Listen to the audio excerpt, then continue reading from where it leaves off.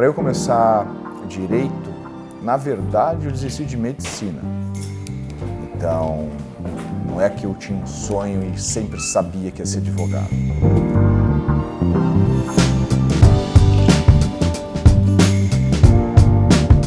Foi bem interessante isso. E foi bem conturbado, porque chegar para sua família, para seu pai, né, vou desistir de ser médico, a casa cai. Ninguém quer isso, né? Como assim não vai mais ser médico? Mas aí você tem que acreditar em você e seguir teu sonho. Aí eu vi que medicina não era um trabalho, né? Não é uma profissão, mas sim uma opção de vida, porque os horários são diferentes, depende do lugar que você escolhe. E eu estava numa fase que não era para mim no momento. Então aí eu escolhi a advocacia e a gente seguiu depois com a advocacia.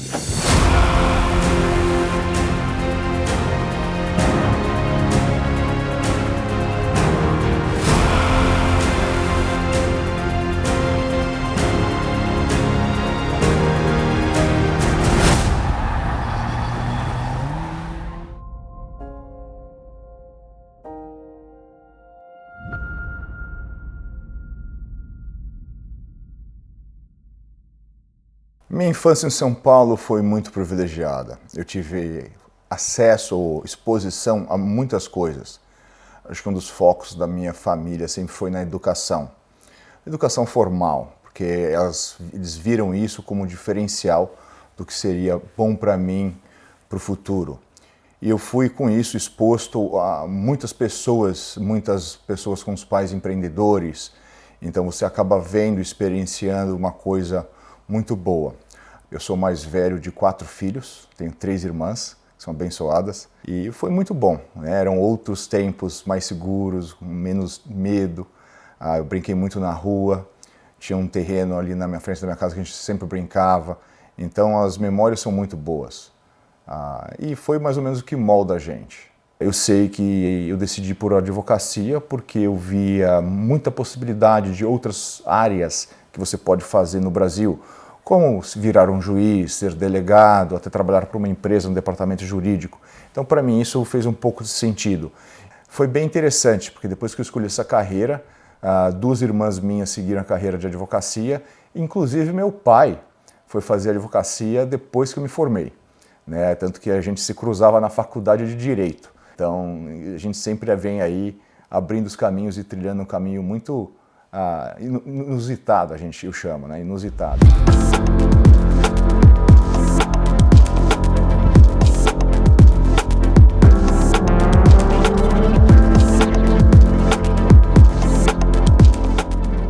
E eu estou na Gardini Law há 12 anos. Junto com o Ludo, eu administro a Gardini Law. A gente tem aqui bastante funcionário, a gente cresceu muito nos últimos anos e ao longo dos tempos a gente foi se adaptando para conseguir fazer toda essa administração do pessoal, administrar o crescimento, todo o número de processos e toda a administração do escritório. Se precisa mover uma mesa, se precisa fazer qualquer coisa, eu acabo envolvida sempre nessas questões. Então toda a administração, todo o gerenciamento do escritório, eu e o Ludo fazemos juntos. A Gardini Law está localizada aqui na Nova Inglaterra, mais precisamente em Massachusetts, perto de Boston. A gente fica numa cidade atualmente em Waltham. Aqui no momento a gente conta com 3 escritórios em Massachusetts. Waltham, que seria o principal, Framingham e Everett, onde são geralmente os polos de brasileiros. Somos 170 colaboradores no momento e 16 advogados. Também temos um escritório em São Paulo, capital, que tem mais ou menos quase 30 pessoas lá já, que ajudam a gente aqui dos Estados Unidos. O escritório de São Paulo ele não é aberto ao público, então é literalmente um ponto de suporte aqui pra gente. A ideia de ter um escritório em São Paulo surgiu porque o pai do Dr. Ludo é advogado também em São Paulo. E aí ele queria, de uma certa forma, que a gente tivesse uma equipe sob a tutela dele lá em São Paulo. Então eles vão fazer checagem de material, eles vão atender as ligações, eles vão resolver algumas questões, mas toda a parte mais burocrática de preenchimento de formulário, de atendimento direto ao cliente, de checagem de documentação, estratégia dos casos, isso é feito aqui mesmo. Eu regularmente, e o Dr. Gardini também, a gente vai ao escritório de São Paulo, a gente treina a equipe, a gente responde dúvidas, a gente está sempre tentando ver de que forma a equipe de lá pode se harmonizar melhor com a equipe daqui, ajudar ainda mais e estar ainda mais disponível e mais preparada para conversar com os nossos clientes, de forma que os nossos clientes sintam que realmente eles estão amparados por uma equipe que sabe o que está fazendo, que está bem treinada e bem por dentro do processo de cada cliente.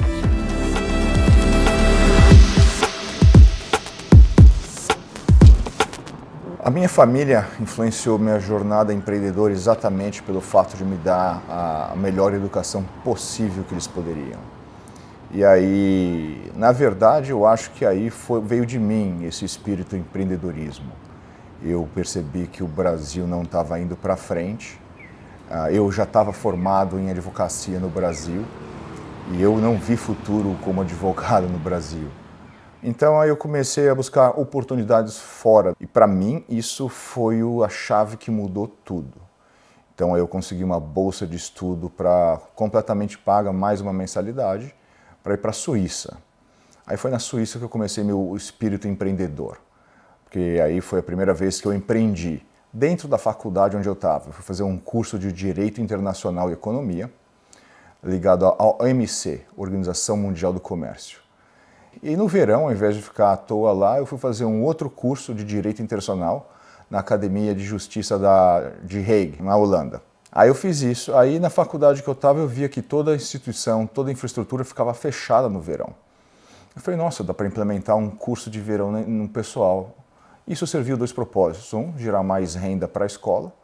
Dois, dar oportunidade de quem gostaria de fazer um curso de Direito Internacional e Economia relativo ao OMC durante algumas semanas, mas que não tenha disponibilidade de ficar um ano estudando.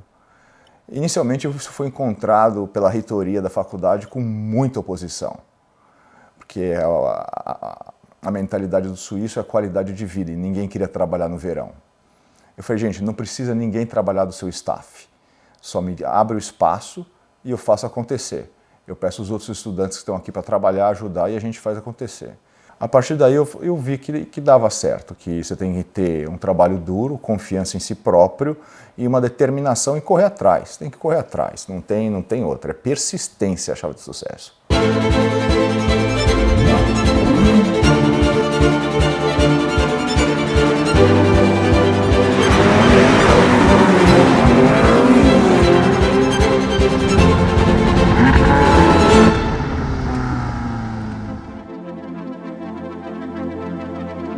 A empresa é estruturada como uma empresa normal. Você tem os advogados, abaixo dos advogados você tem os supervisores e depois você tem a equipe que trabalha.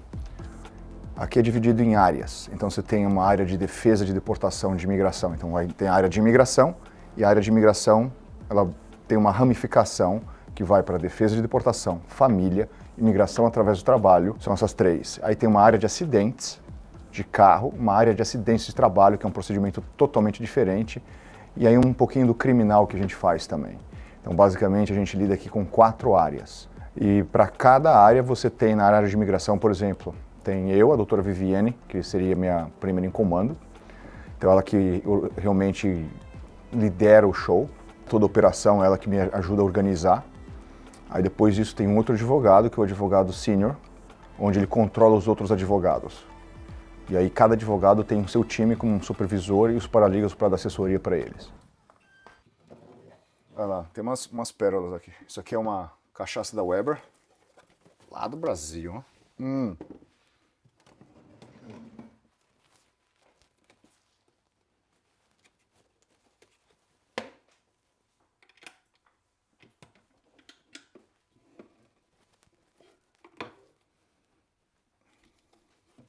Tem um diamante que foi desenhado pelo cara que desenhou um diamante do Pelé, alguma coisa do gênero. Número 999 de 1000.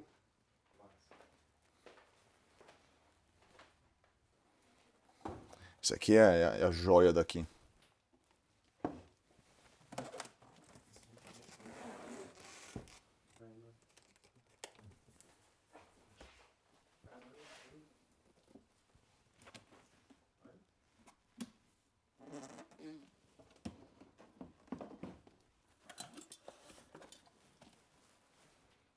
Essa aqui é. Essa é. Não foi aberta ainda. Ah, um dia que eu ganhar um caso especial, ganhar um dinheiro muito grande, alguma coisa do gênero. Eu não decidi ainda a data. É difícil de achar charuto cubano aqui, né? Eles não trazem. Eu acho que os cubanos que eu tenho são esses que eu comprei. Eu esqueci onde eu comprei. Key West. Mas geralmente vende na Nicarágua, alguma coisa do gênero assim. Connecticut eles fazem também. Isso é bom.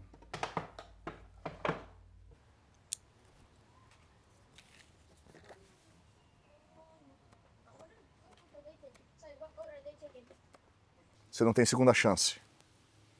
Então, se desperdiçar sua primeira chance na vida, acabou, né? Você não tem uma segunda chance. Então, às vezes é melhor fazer e se arrepender de ter feito do que nunca ter tentado. É a definição de perfeição. Muita gente, eu quero isso perfeito.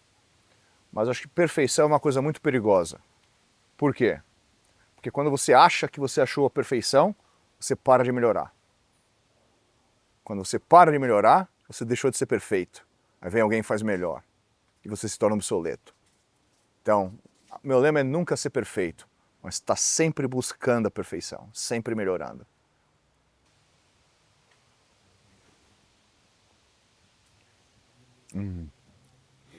Bom. Eu estava no Brasil, tá? Eu queria sair do Brasil de qualquer forma. Aí eu consegui uma bolsa de estudo na Suíça. Nessa bolsa de estudo, quando eu concluí o curso, aí eu fui convidado para ser um pesquisador pela faculdade para fazer meu PhD. E durante esse PhD, porque quando você é um estudante de PhD, você tem o seu próprio ritmo, etc, etc. E aí foi quando eu desenvolvi esse curso, estando na Suíça, para uma faculdade suíça de Direito Internacional e OMC.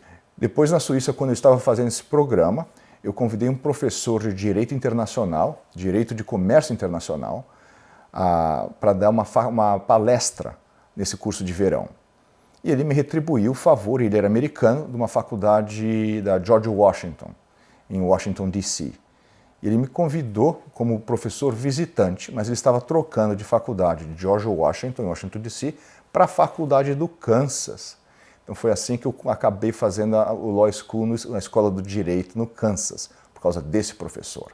Aí eu vim para os Estados Unidos em 2004, lembro. Aí eu fiquei aqui 4, 6 semanas como professor visitante. Eu falei para ele, eu gostaria de fazer uma pós-graduação em Direito. Aí ele, não, vem para cá, para os Estados Unidos, que aqui a gente tem um programa para quem já tem um diploma de Direito. A gente só faz em 2 anos, se economiza 1 ano. Eu, tá bom. Eu falei, mas qual a diferença de eu fazer uma pós-graduação em 1 ano ou fazer a Escola de Direito em 2? Aí ele me respondeu assim, porque a pós-graduação não vai te ensinar a pensar como um advogado americano. E a Escola de Direito vai, porque é voltada para o público americano. Eu, ok, entendi. Então aí o que aconteceu? Aí eu fiz aplicação para aquela escola, a Universidade do Kansas, e fui aceito. Aí foi até engraçado. Eu estava morando na Suíça na época. Então eu fui tirar meu visto de estudante na Suíça. Aí o consulado chegou para mim, não, como assim? Eu queria já começar em agosto, né? E a gente está em maio. A pessoa falou, não, um visto de estudante aqui até na Suíça leva 6, 8, 10 meses no mínimo. Eu, tá bom. Aí eu liguei para o meu professor e falei assim, olha, não vou poder porque o visto leva 8, 10 meses no mínimo, então fica para o ano que vem. Ele, não, de jeito nenhum, deixa que eu resolvo isso para você. Aí eu recebi um telefonema do consulado. Vem pegar seu visto semana que vem. Eu, hã? Eu falei, tá bom. Aí eu fui lá, eles me perguntaram, eu não sei quem que você conhece, mas ligou o senador do Kansas aqui para emitir seu visto. Então o que aconteceu? Meu professor ligou para o reitor da faculdade, que ligou para o senador do Kansas, que ligou para o consulado na Suíça para me emitir o visto. Eu não acreditava, falei, nossa, né? Primeira vez na vida que eu estou com essa bola toda, né? Então vamos embora agora. Aí o que aconteceu? Aí eu cheguei aqui, eu tinha $560 no bolso, era o que eu tinha. E esse professor, Raj Bala, me ajudou demais. Ele me emprestou $9.000 para pagar o primeiro semestre. Aí eu consegui pagar o primeiro semestre. Aí eu conheci uma brasileira que morava lá em Kansas também. Aí eu falei assim, olha, eu não tenho dinheiro, eu preciso pegar um estudante, né, um empréstimo de estudante, você me ajuda? Ela, ajudo. Eu falei, tá bom. Eu falei, vamos fazer o seguinte, eu preciso pegar uma certa quantidade de dinheiro, aí uns $100, $150.000 para pagar 2 anos de faculdade, mais viver. é bastante dinheiro. Ela, não, tudo bem, vou ser sua fiadora. Então foi assim que eu consegui fazer a faculdade de Direito. Eu me endividei, confiaram em mim, hoje eu já repaguei tudo, lógico, há muito tempo. E foi isso. Então foi assim que eu comecei nos Estados Unidos. Com os $560 que eu tinha, eu comprei um colchão, uma cadeira e uma mesa. Foi isso, porque eu precisava dormir e estudar. Aí o resto foi acontecendo. Isso aí, gente. Mais um dia de sucesso. Estresse. Duas coisas que eu gosto de fazer. Um bom vinho para desestressar, mas também para manter a mente sana, tem que manter o corpo são. E não tem hora. Dá uma queimada na energia aqui, o estresse, endorfina, né? E manter a carcaça. Porque é que nem carro. Se não dá manutenção, estraga.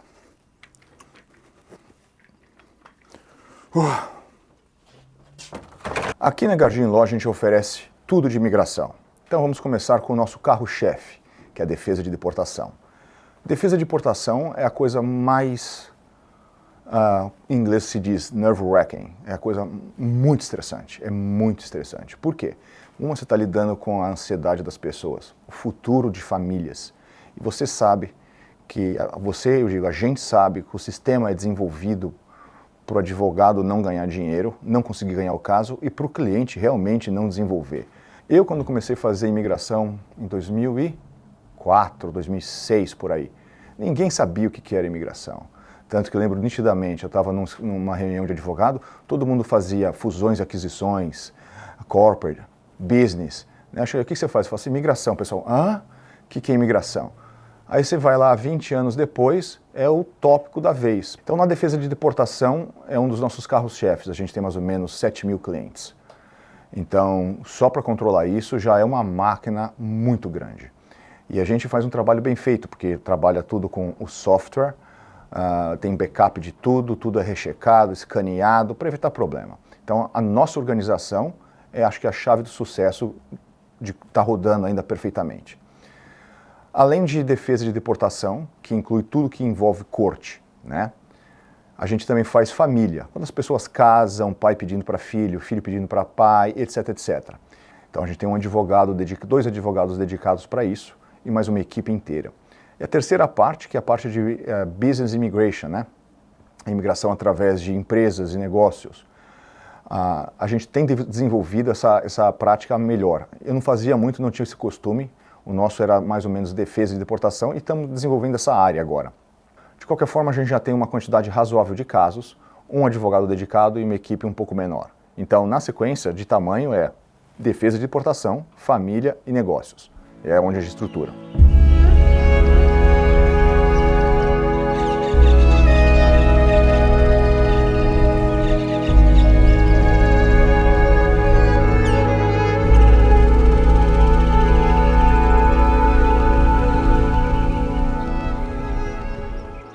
Meu início nos Estados Unidos aqui foi a coisa mais difícil do mundo. Como todo bom brasileiro, sem dinheiro, sem falar a língua direito, tentando fazer uma faculdade de direito, sem entender a cultura, deixando tudo que você tinha de conhecimento para trás. Eu ainda era classe média, então a coisa não era ruim para mim em São Paulo, no Brasil. Então foi muito desafiador. Isso porque ainda o pessoal ajudava. Nessa faculdade eu tinha mais ou menos 50% a mais de tempo para poder fazer as provas devido ao inglês não ser minha língua nativa. E você assistir um filme em inglês, ler uma revista, é ok. Mas agora quando você tem que sentar, ler um livro jurídico em inglês, numa linguagem técnica, eu tinha que ler 2, 3 vezes cada página. Eu falei, não estou entendendo. Eu entendi as palavras, mas eu não entendi o conceito. Então eu comi o pão que o diabo amassou aqui para começar. Tanto que quando eu me formei, eu não tinha para onde ir, não tinha green card, não sabia o que fazer. De novo, essa Rebeca Magari me ajudou. Então o que eu fazia? Eu tinha um carro, lembro até hoje, um Chrysler 300M. E eu estava com minha mala, eu tinha uma mala, era tudo meus pertences, e um George Foreman, sabe aquelas grelhinhas de aquilo no meu porta-mala. Isso era o que eu tinha. Pagava uma academia, então eu tomava banho na academia, né, onde eu me trocava e fazia, passava meu dia lá estudando, lendo, procurando emprego, ia dormir na sala dessa amiga. E vivia no carro, olha, minhas roupas no carro. Então, isso demorou um certo tempinho. Eu já estava namorando a minha esposa, e na época ela não queria casar comigo, não. Ela, você vai casar comigo só pro green card? Eu, como? Eu falei, de jeito nenhum, jamais farei isso. Eu tô com você já há alguns anos, né? Eu acho que já provei meu amor por você. E então aí eu fui prorrogando o meu visto, né? E eventualmente deu certo. Eventualmente aí chegou uma hora que eu falei para ela, olha, já que você não acha que eu só vou casar com você pelo green card, vamos fazer o seguinte, eu tenho uma cidadania italiana, vamos para a Inglaterra, que meu diploma vale lá, eu começo a vida lá e depois um dia a gente muda para cá. Aí eu avisei para a família dela, estou levando a sua filha para a Inglaterra. Aí a galera surtou. Ah não, então casa e fica aqui. Eu falei, tá bom. E aí o que aconteceu? Aí eu fui procurar emprego como advogado, ainda no Kansas, e o pessoal virava para mim, não, mas você não soa que nem um americano, você tem um sotaque, você fala diferente. Eu falei, adivinha, gente, eu não sou americano, eu nunca vou falar igual americano ou não ter o sotaque. Eu não consegui arranjar emprego.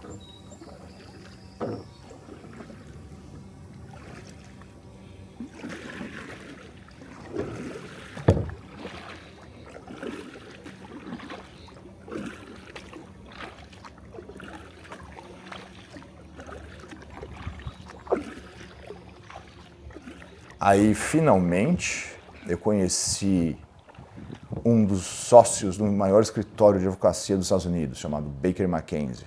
5.000 advogados no escritório. O cara era um sócio. Então, esse cara me contratou para trabalhar na Baker McKenzie porque eu era brasileiro, ele adorava o Brasil.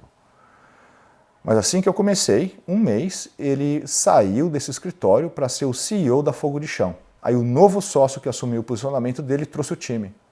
E falou assim, eu não tenho nada a ver com o Brasil, não sei o que fazer com você, tchau. Me mandou embora. Aí eu consegui arranjar emprego num outro escritório local, em Dallas, Texas. Aí tudo bem, fui mandado embora, consegui esse emprego ganhando a metade. Tá. Falei, tá bom, a gente cresce de novo, se reergue, não tem como, é o que é, a vida é isso. Um mês lá também, 2 meses depois, eles chegam para mim e falam, olha, você não escreve igual americano, teu inglês não é perfeito, a gente não pode te usar aqui, quando você melhorar talvez você volte. Tchau. Fui mandado embora a segunda vez em menos de 3 meses. Aí eu percebi, não vai ser fácil. Aqui aí vai ser pancadaria, Estados Unidos é meritocracia e não tem mimimi. Falei, quando você entende a mensagem, você muda o posicionamento. Aí o que eu fiz? Eu falei, então vamos, é meu inglês que está falhando? Como que eu vou melhorar meu inglês? Eu vou ter que estudar todo dia, incluindo sábado e domingo. Aí fui fazer um curso de inglês, de gramática. E nesse curso eu fui falar com a professora, falei, eu preciso de uma mentoria, um tutor para me ensinar. A gente não tem ninguém, mas fala com aquela mulher, Dona Pebbles, e que acabou virando minha mãe americana. Então aí a gente se encontrava num café de manhã, era domingo, a gente se encontrava às 8 da manhã, e ficava lá 2, 3 horas estudando. Então o que eu fazia? Eu estudava de segunda a sábado, escrevia tudo, aí levava para no domingo, ela revia e ia me dando os pontos. Aí na segunda vez que a gente se encontra, no segundo domingo, ela falou assim, vai levar 5 anos para você estar onde você quer. Eu falei para ela, não tenho 5 anos, isso a gente vai ter que cortar no mínimo na metade, em 2 anos, 3 no máximo. Por 2, 3 anos, esses eram meus domingos. Aí eu ainda estou aprendendo inglês, estou em Dallas, Texas, fui mandado embora desse escritório. Então fui mandado embora 2 vezes em 3 meses. Aí o que eu fiz? Eu falei, nossa, né, estou devastado, não queria fazer imigração, mas nem tudo na vida é o que você quer.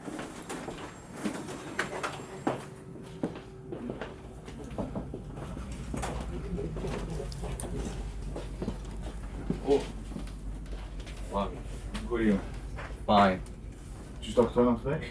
Yes, she She was here? No, not tomorrow. Oh, Because she know that.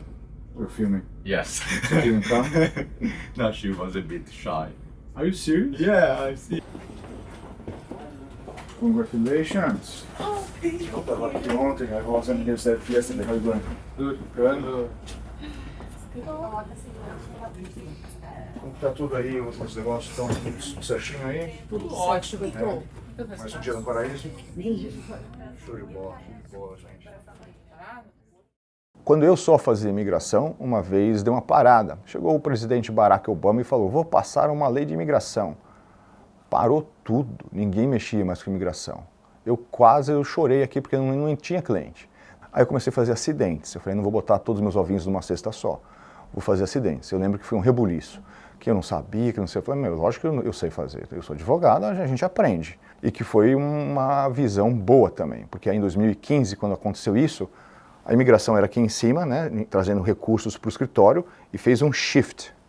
Então, a área de acidentes conseguiu carregar o escritório. E aí a gente percebeu, eu percebi, né, meus clientes são todos trabalhadores, construção, limpeza, landscaping. Muita gente se machucava no trabalho. Então, logicamente, vamos fazer acidentes de trabalho.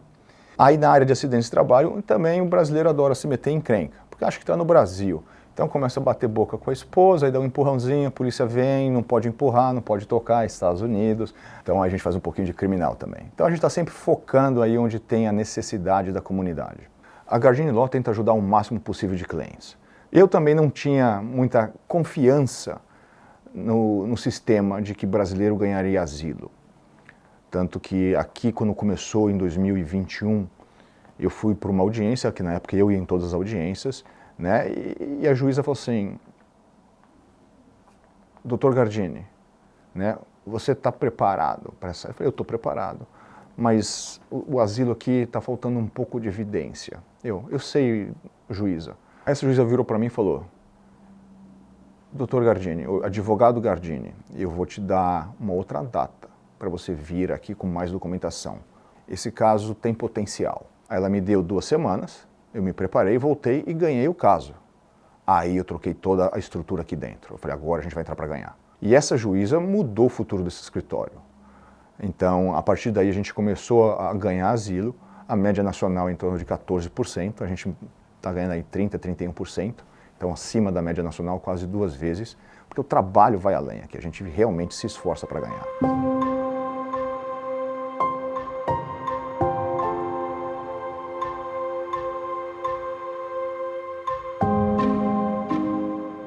E muita gente começou a me procurar, porque eu era brasileiro, advogado, você faz imigração, até em Dallas, os poucos brasileiros que tinham vieram me procurar. Então eu fui na Caridades Católicas, e nessas Caridades Católicas eu sentei e eu falei, vocês estão precisando de advogado? Não precisamos. Eu falei, tudo bem, eu quero fazer meu voluntariado aqui, então beleza, eu quero aprender, eu ajudo vocês. Aí 3 meses depois, o advogado que trabalhava lá saiu, porque foi contratado por um escritório privado, e aí me ofereceram um trabalho. Eu falei, ótimo, eu vou aceitar. 1 ano lá eu aumentei o cargo de casos de 31 casos de defesa de deportação para 140 casos. Depois de 1 ano eu comecei a procurar, eu falei, agora eu tenho 2 opções, ou eu me junto num escritório, né? Ou eu abro o meu, mas aí eu falei, vou abrir o meu, porque aí se eu falhar, que eu não quero mais ser mandado embora, né? Aí eu falei com o juiz, tô procurando alguém e tal, eles me indicaram esse advogado, um senhor já querendo se retirar, se aposentar. Então eu fui falar com ele, eu quero trabalhar com você, eventualmente eu queria te comprar, etc, mas eu não tenho dinheiro, você poderia financiar para mim? Eu te dou tanto por mês, garantido, tá? E você me vende, você vem aqui, faz o que você precisar e você vai me transicionando a clientela. Ele, tá bom. Aí eu assumi o controle. E aí já nessa de entrar e assumir esse escritório, que era basicamente somente hispanos, mexicanos, Guatemala, o pessoal da América do Sul e o México, que bastante em Dallas, Texas. Eu cheguei e falei, agora vamos desenvolver o mercado brasileiro. Liguei para o consulado brasileiro em Houston. Falei, gente, 3 horas de carro. Falei, meu nome é Ludo Gardini, eu sou advogado de imigração brasileiro, se precisarem de ajuda, me liga. Falei, tá bom. Aí me ligaram, alguém foi detido na fronteira, você ajuda? Falei, lógico que eu ajudo. Eu liguei para a pessoa, para onde você está indo? Eu estou indo para Massachusetts. Falei, tá bom. Me ligaram de novo consulado, liguei para o cliente, para onde você está indo? Massachusetts. 10 clientes, 9 estavam vindo para Massachusetts.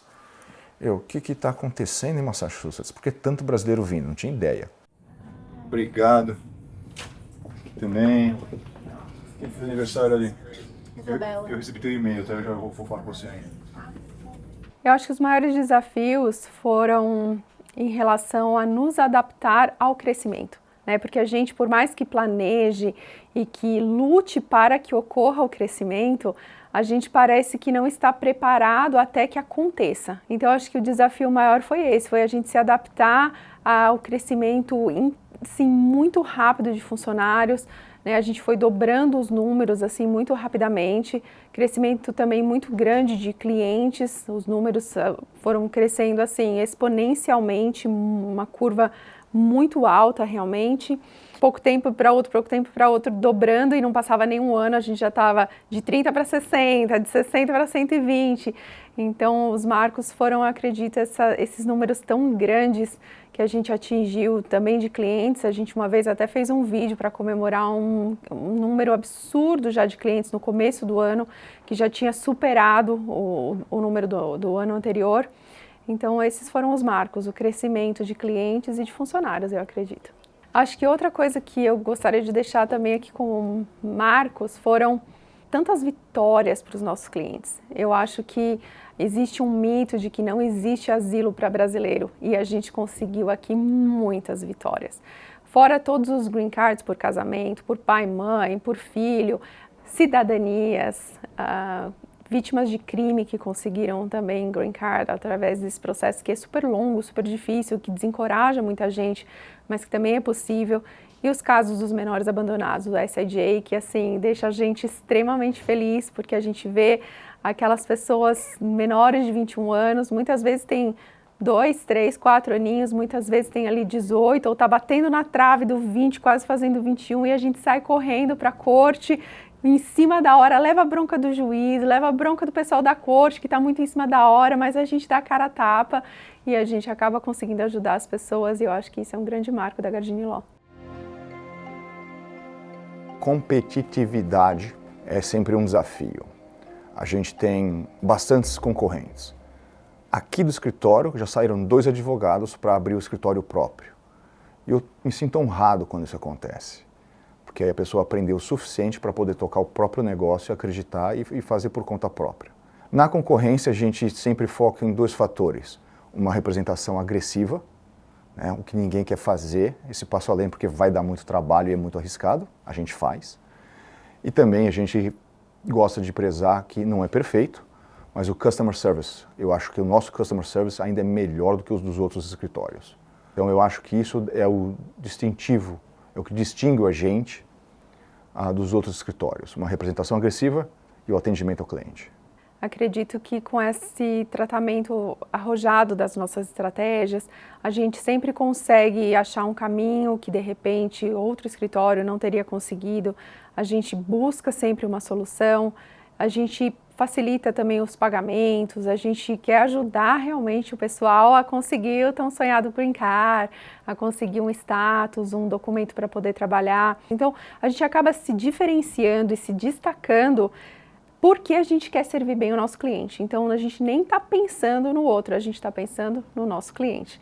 Então, com todos os processos que são ganhos, a gente costuma aqui gravar sempre vídeos, postar no nosso Instagram, no nosso YouTube, e aí a palavra vai se espalhando, né, de um cliente para o amigo, e traz outro cliente, e aí dessa forma a gente acaba conseguindo mais clientes, e aí a gente acaba se destacando automaticamente. Conheci um pastor que tinha um programa numa rádio.